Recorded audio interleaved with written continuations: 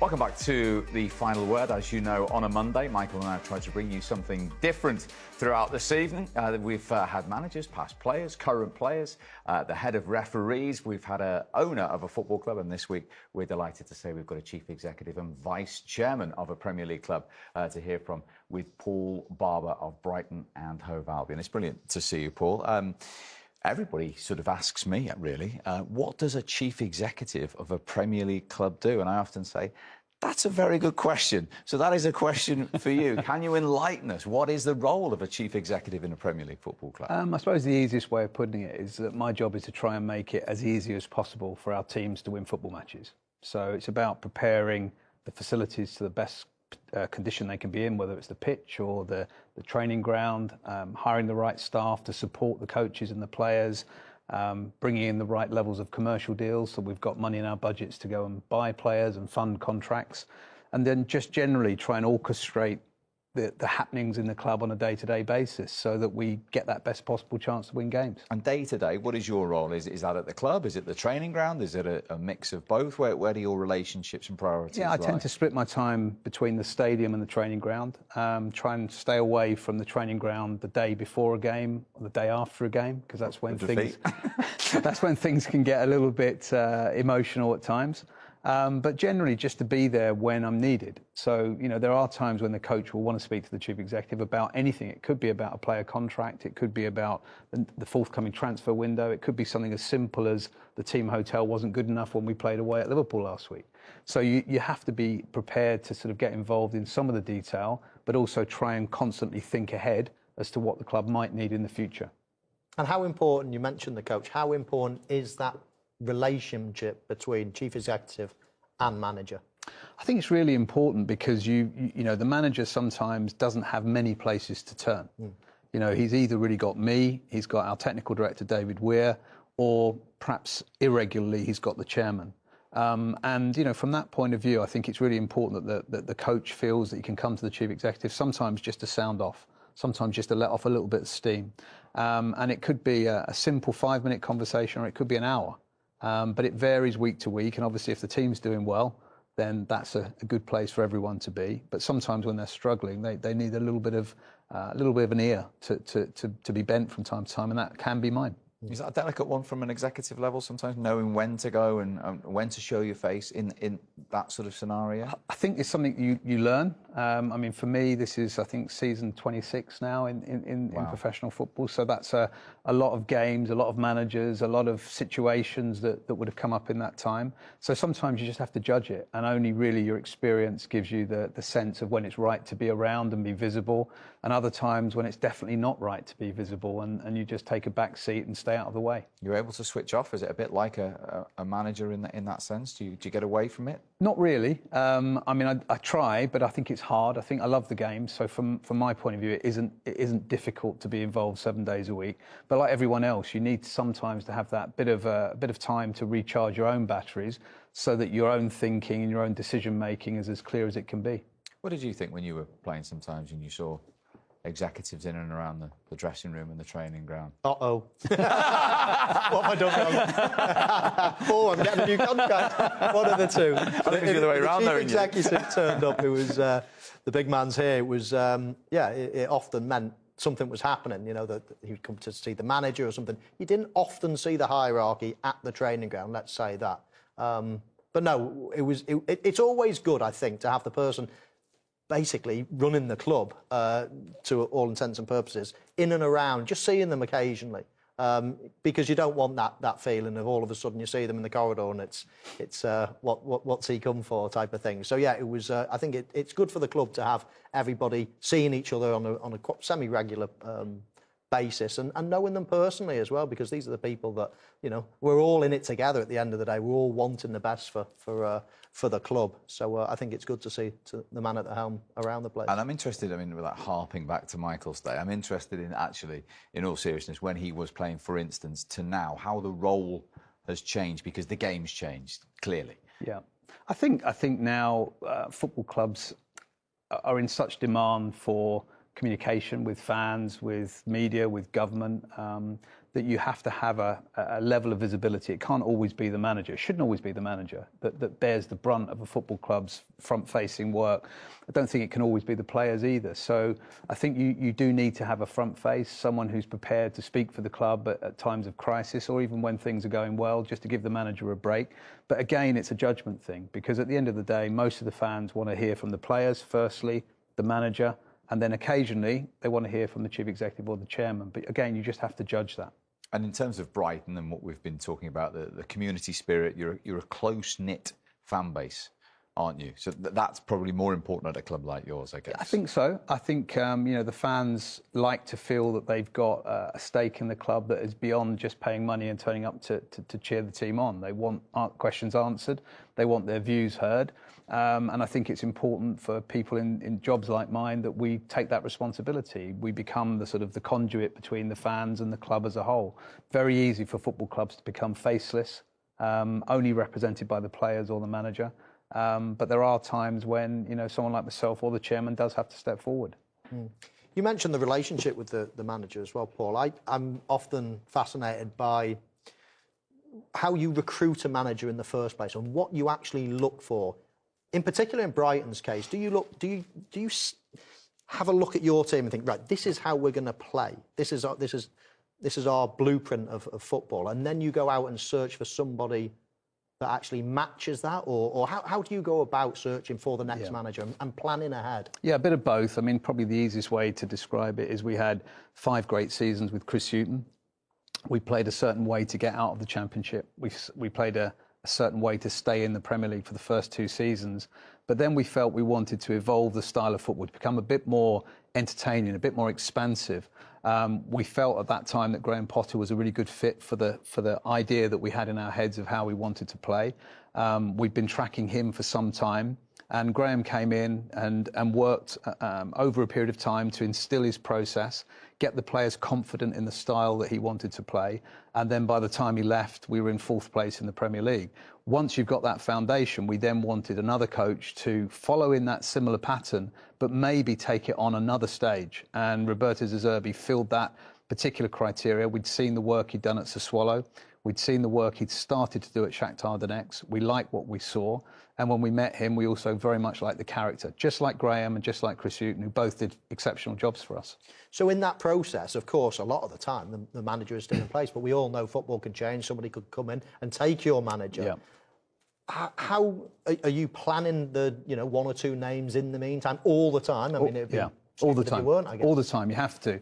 And it's not just about the manager. There's probably 20 positions in the club, on and off the field, that we know at any one time we could lose. It's either because we're doing so well that the profile's risen, the interest in us has grown, and we then start to get interest in those people. But in order for there to be a smooth succession, you've got to have a plan. You've got to have ideas in your head. It may not come perfectly because the person you want to come in at a certain time may already be contracted. So you have to have 2 or 3 options and then hope that the timing works. And your club in particular, you just said that from Chris Hughton to Graham Potter, you wanted a specific change of style. Yeah. Where does that come from? It's not just Paul Barber's view, is it? So where does that come from? Where the do you chairman sit down? primarily. I think if you were to sit here and talk to Tony Bloom, Tony would say that the first and most important appointment that he makes in the club is the coach's appointment, the head coach. That's the one that, as chairman, as the owner of the club, he feels that he has to have the biggest say in, and he does. When it comes down to the actual process of recruiting, myself and David Weir would be part of that sort of 3-person team from our club speaking to the prospective coaches. And we've all got to come to the same conclusion, because Tony needs to be confident that this coach is going to actually fulfil his vision for the club. I've got to be confident that we can actually get this deal over the line contractually. David Weir's got to work with this guy day to day from a technical point of view. So all 3 of us have got a stake in the appointment, and all 3 of us will be judged whether it works or doesn't work. So it's really, really important that we spend a lot of time with any candidates. And in Roberto's case, that would have been 3 or 4, 5 hours at the first meeting, and then several hours after that, just going through all the details of how he wanted to work, the squad he'd be working with, the sort of players he'd want to bring into that squad, the sort of players that maybe wouldn't fit so well, what we could expect from him, how he would take to English. And again, Roberto set himself a very tough task, in my opinion, of coming in September, but by the end of the World Cup, speaking English fluently. And he achieved it, on top of the results on the pitch as well. That's the kind of commitment that I think that the top-level managers these days that come in from overseas have to put in, have to give us. This is a fascinating insight for everyone, because how many times do we get stopped by fans and they say, whatever team, just go and get him? And we try and explain to them that, well, actually, it's not that easy. Simple. And even with Roberto, you know, he was by far a number one choice. He was the only person that we spoke to in this process to replace Graham Potter. But if it hadn't been for the Ukraine war and the whole thing there becoming impossible for Roberto to stay with Shakhtar, he wouldn't have been available. So, you know, you would never say that a war happening was good fortune for anyone. But in our case, if it hadn't been for the Ukraine war, there's every chance that Roberto wouldn't have been available to us, and we would have had to look at a plan B and C possibly. Can I ask you one question, though? When did you first become aware of Roberto De Zerbi? How did you become aware? Do you have somebody who comes in, I've seen this guy at Sassuolo, and if our gaffer ever gets poached by someone, he's the man. Is it that kind of conversation? No, not really. We've got data on teams, managers, coaches, performances, players all over the world looked at on a very regular basis. So in the same way that players will come to our attention, so will managers. We then look more closely at those managers. You know, what have they actually achieved at the club? What kind of resources have they had? What kind of performance over a long period of time have they had? And then we're able to sort of start to assess whether they're overperforming for the budgets they've had or the team they're with, the performances they're getting, the results they're getting. And sometimes results can be a bit confusing. You know, teams can get lucky and win games that they don't deserve to win. And sometimes they can get very unlucky and lose games that they actually don't deserve to lose. So we try and look at underlying performances as well as results, because the two things can be quite different. And are you specifically looking at a coach to coach the football? Because, correct me if I'm wrong, Brighton, you have so many different departments, data-driven, et cetera, scouting. So is it very much a case of manager to coach the first team and leave everybody else to do their jobs around? Yeah, I mean, that's the primary job of the head coach. But what we will never do is sign a player that the head coach doesn't want. So the head coach will often identify a need for strengthening in a certain position.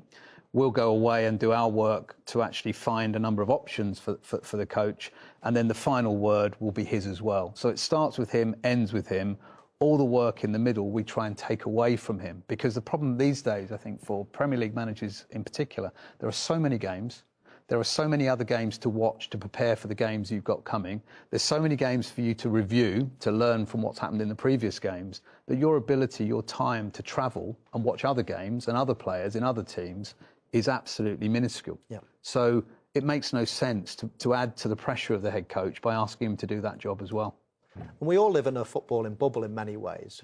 I hear all the time rumours coming out of Brighton, coming out of every club, but everybody seems to say this De Zerbi at Brighton is the real deal. How have you... Can you stop saying that, Michael, please? That's just the rumours I hear. But what do you see as his real special traits? What's he exceptionally good at? I think he's got an incredible work ethic, first and foremost. I think he's, very often the first in the training ground, the last out, which, in itself is an impressive trait. I think he loves the game. He's almost obsessive about it, watches a lot, as I said, loves to actually coach. He loves to be on the grass coaching players. And if you talk to him after the game, he's got an incredible, almost photographic memory of what's happened in the 98 minutes or whatever it's been in the game, which means that he can talk you through every incident as if it was being watched for the first time. And then he goes away and he thinks about that, and then he tries to shape and change things for the next game if he's not been happy, or repeat them if he's been happy. I think that combination of all those skills, plus I think one very important ingredient, which is man management, the ability to manage top-level players day to day, whether they're playing or not playing, treat them as adults, treat them with respect, get their confidence, and then when it comes to perform, to actually then say whatever's needed to get that player to play at the highest level he can in that game. I think that combination of skills is very special. Absolutely fascinating. Paul, stay with us. The Chief Executive and Vice Chairman of Brighton, who, of course, everyone has been saying how remarkable their recruitment model is. We'll get into that when we come back in a couple of moments' time.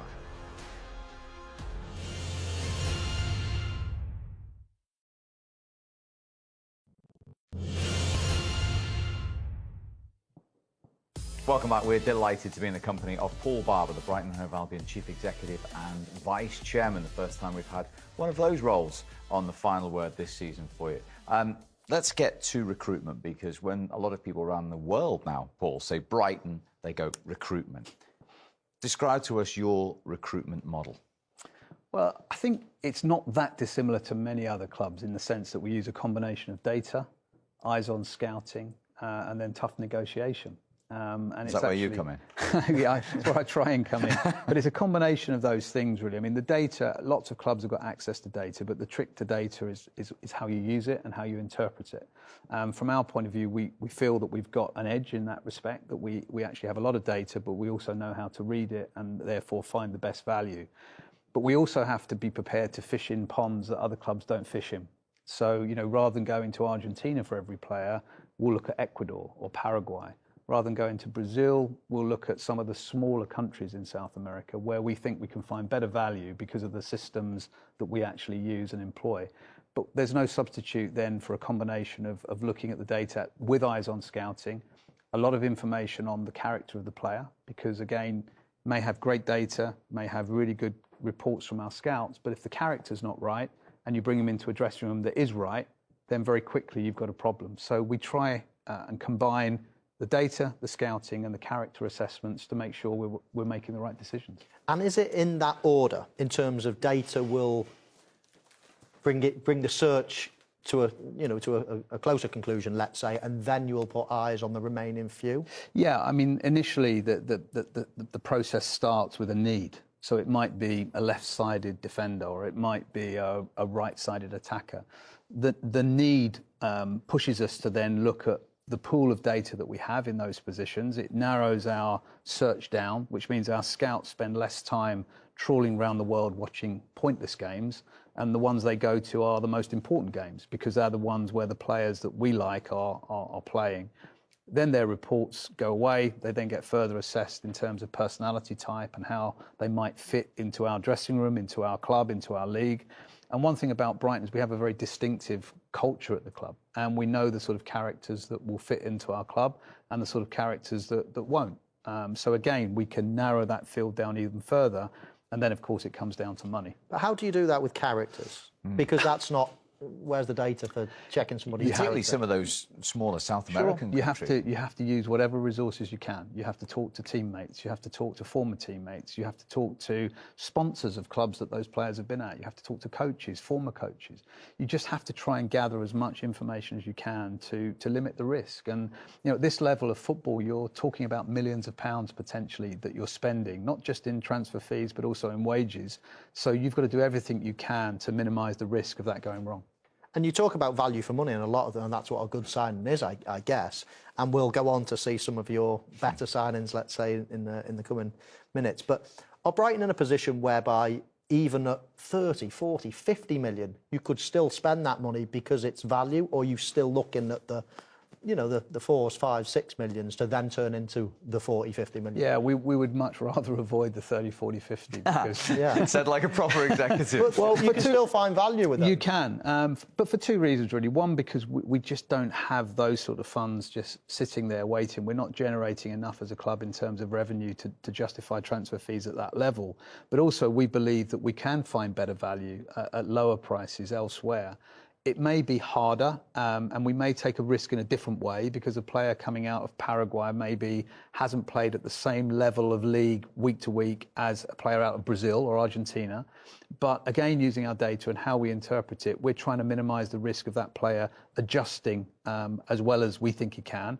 And therefore, if we can buy that player for 6, 7, 8 million, as opposed to 20, 30, 40 million, then we've got much greater upside. And if that player is young as well, where we're also looking, then we've got the best of all worlds.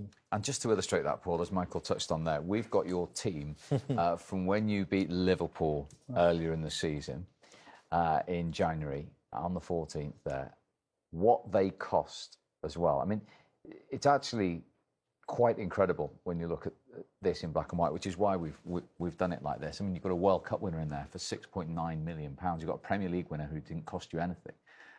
You've got the young boy Ferguson, who you're going to tell us about in a moment, which we just touched on off air. And Mitoma, who's a player all Premier League fans are talking about at the moment, he's got 7 Premier League goals this season. I know you've sent him out on loan and he's come back. £2.5 million.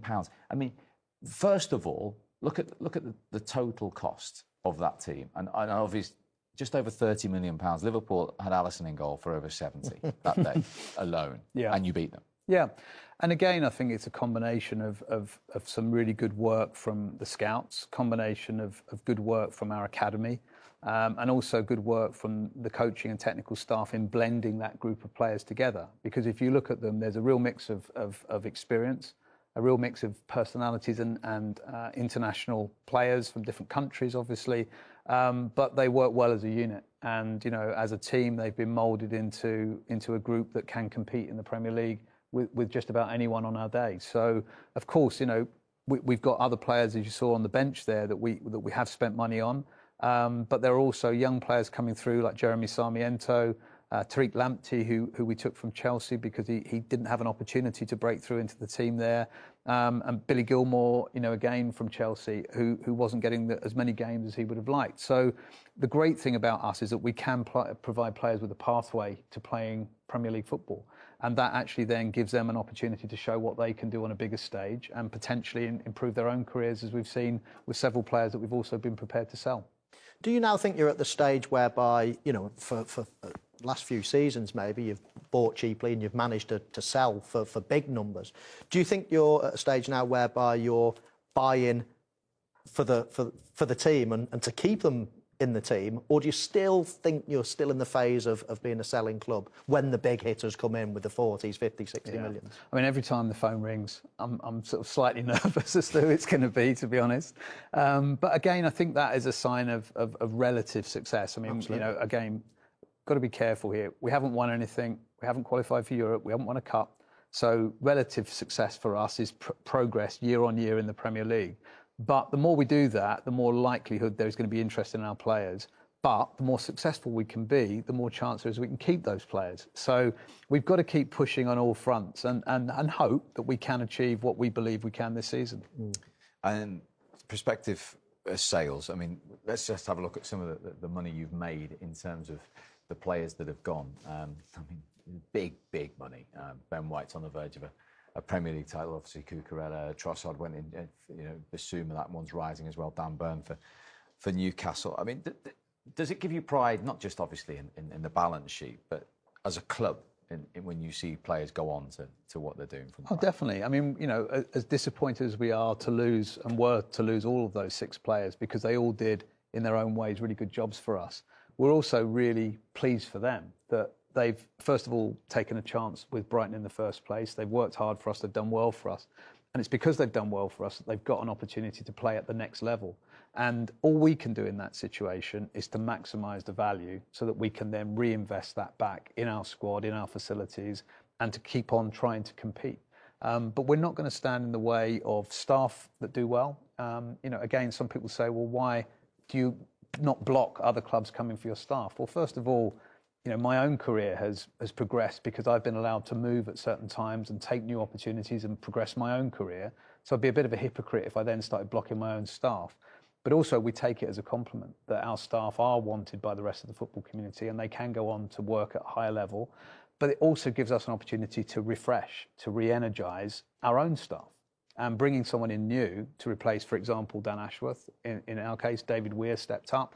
Different ideas, different background to Dan, different thinking, gave us a new energy and a new opportunity then to replace David, who was the assistant technical director, with someone from another Premier League club, who in turn has come in with new ideas and new energy. So for every departure, whether it's playing staff or off the pitch, we can actually bring in fresh impetus and fresh ideas, which then keeps us going forward in a different way. Do you get shocked sometimes? I mean, I've just picked out Mitoma as a topical example. £2.6 million, and you're sitting there in the stand and seeing what he's doing at the highest level of English football in the most difficult league in the world. He was the one I think the chairman was most excited about, because he said, Paul, this player is special. He could be anything he wants to be in the Premier League. And of course, you know, I haven't got as many sort of eyes-on players like that as I'd love to have time to have, because there's lots of other things to do. So when I first saw Carew play, and saw what he did in his first couple of Premier League games, then you get excited because you know instantly that he's got the quality to play at this level and to hurt teams at this level. So in some ways, what he's gone on to do has not been a big surprise, but in other ways, 18 months ago he was at university in Japan. So that's an incredible leap that he's made from. What was he studying? Well, he was studying. He actually wrote a dissertation on the art of dribbling. And so the ability to dribble is very scientific. You've got speed, you've got balance, you've got your ability to sort of think about angles, how you can throw a defender's weight one way and then go the other so that they're effectively taken out of the game. There's a lot of science in the art of dribbling. And so it's no surprise when you've looked at that from an academic point of view that when you get out onto the pitch, you've got that little edge and that little advantage. And you see, that is absolutely fascinating, isn't it? And there will be a lot of fans of other clubs watching this go, why can't we find somebody from a university in Japan a year and a half ago like Matoma for £2.6 million? Absolutely. He certainly passed the practical test of that side of things, hasn't he? I mean, one of the best dribblers in the Premier League at the moment. I'm really interested as well, just going back to the data side of things. It's all right having the data. Everybody can collect data, as you said, and it's how you read the data. Would you also invest more than other Premier League clubs, would you say, in data, in the staff to read the data, in the quality of staff to read the data? Or do you think it's quite a level playing field from that point of view? I think most clubs, particularly the bigger ones, have invested hugely in recent years in looking at data as a way of trying to assist them with recruitment. Some clubs have built their own models. Some clubs have hired data scientists to mine other people's information. We have our own ways of doing that, which are unique to us, we believe. And from our point of view, it's always been part of the way we do things. And I think each season that goes by, we just get that little bit better at it. We think we can get better still, so there's still hopefully more to come. But yeah, it's a highly competitive field, and everyone's looking for that little bit of an edge to give themselves an advantage. The excitement leading up to the next transfer window, I can feel it. There must be so many great players that we've never heard of already, but that are on the radar. Well, you talk about planning. I mean, obviously, I don't want to put words in your mouth, but if you get a call you got one for Cucurella, didn't you, that you managed to, Casado, that you managed to avoid. If someone rings in the summer for Matoma, surely they're going to. I mean, we're not building him up. But you're already planning for that. If he goes for 40, 50 million pounds, that somebody else in South America or somebody else in Asia you've got earmarked for that role? Is that the way it works? That's the job. That's the challenge. And Sam Jewell, son of Paul Jewell, obviously an experienced Premier League manager himself, is our head of recruitment. Sam is already working on the possibilities of losing different players in the squad. And that's his job. And, a lot of people, I think, make the mistake that the transfer window operates between the start of the window and the end of the window. It's a 365-day-a-year process, the transfer window. And although it only really hits the media during the periods in January and the summer, everything in between, Sam and his team are working really hard to make sure they're ready for whatever comes our way. I mean, in the case of Trossard, we were able to sell Trossard in the January window to Arsenal, partly because Matoma was already in the building. And, one of the other tricks is to try and make sure that you've already got someone in the building who is there ready to replace the person who's already going out. Because there's nothing worse than selling a player and then going to the market with everyone knowing that you've got 20, 30, 40 million in your back pocket. So if you can bring in the player before you actually need him, then you're really winning. And that's an important part of the process as well. And of course, being able to entice the new players as well. European football would be a huge thing to be able to offer them, those types of players. Targets for this season, do you speak about Europe? Which, whether it's Champions League, whether it's Europa League, Conference League, but obviously they are targets now. I think improving year on year for us is our first target. When we first got to the Premier League, staying in the Premier League was the target. Then it was trying to make sure we're not in a relegation scrap. Then it's about, can we get into the top half of the table? Now we're sort of pushing, and Roberto is pushing us really hard to say, actually, we can compete for a European place. We can compete for a domestic trophy. But then we also know there's 4, 5, 6, 7 clubs that are in that same bracket that feel that they can as well. So it's highly competitive, but we've got to keep pushing our ambition further and further out, because we should be looking that way and not over our shoulder at what's going on below us. But we're also very aware that in football things can change very quickly. This time last season, West Ham were competing in the top 6, 7 in the Premier League. We're in a European semi-final. this season are having a really tough time. David Moyes hasn't become a bad manager. West Ham's squad hasn't become a bad squad. Things can just change in football, as you know, Mike, very quickly. So, you know, we keep our feet on the ground. We try and stay humble. We keep trying to work hard. We keep trying to be the best that we can be. And we believe if we can keep doing all of that, then hopefully good things will happen. Yeah. And if those good things do happen, then players will want to come. As Michael said, it becomes an even more attractive proposition. Well, we've tried to build our infrastructure in a way that, first of all, the training ground, which is really the players' place of work on a day-to-day basis, is the best it can be. And it probably is one of the top 3 or 4 facilities in Europe. So the players are attracted to working in that environment. The stadium, we make sure it's full every week. We make sure the surface is the best it can be. All the support that goes around the players gives them the best chance of winning football matches, going right the way back to the start of this conversation and my job. So all of those things combined with the prospect of playing good football.